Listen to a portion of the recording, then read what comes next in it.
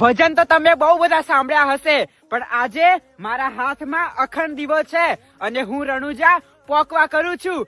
115 kilometre મારા બાબાનો દરબાર છે.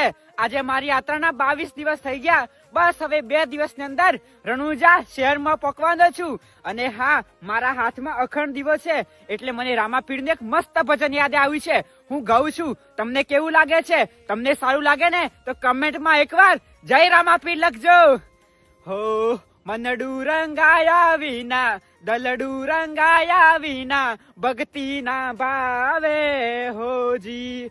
હોજી રે મારું મનડું મંગાયું હોજી, હો રણુજાન શેરમાં જી. અખંડ દીવો લીધો, હાથમાં ધજાવો લીધી, પગમાં ના જૂતા પહેર્યા, પગપાળા આવું હું તો જી.